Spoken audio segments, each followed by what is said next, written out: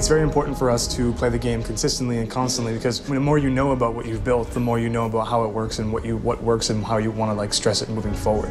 It helped us grow as a team. It also knew that we had something special in our hands as a competitive game with depth. What we were looking at while developing it, obviously we had a few clear axes that we wanted to respect. Like there's a certain idea of reactivity. The fact that we're running in 60 FPS, for instance, is very important for us. You want the two sides to have just as much chances to win, so you want things to be balanced. But when it comes to multiplayer, there's no magical recipe, so you have to test and keep on testing, keep on testing. En fait, la meilleure façon qu'on a trouvé de pratiquer le jeu en interne, en tout cas, c'était de faire du tournoi et de faire de la compétition en interne. Donc la compétition, c'est pas forcément quelque chose que l'on a designé. On s'est pas dit, allez, on va commencer sur un terreau compétitif. La compétition est née naturellement, en fait.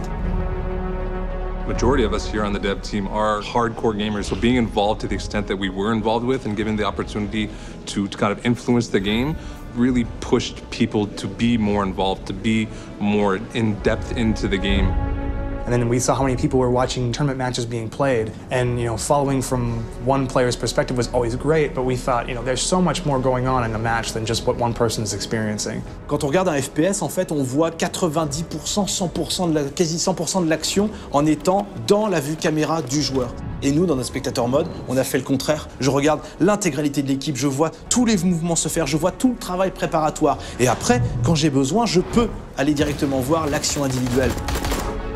So the spectator has a control in their hand. They have to navigate. They can switch between the RTS style, the third person, versus the first person. There is zooming out, there's rotation. So everything that you need and want is already there, and it's extremely user-friendly. What's really interesting about handing out the spectator cam to the community is that anyone is going to be able to pick up the game and watch a game live. So they can really adapt it to their own preferences and find the right balance between skill and immersion and comprehensions and tactics.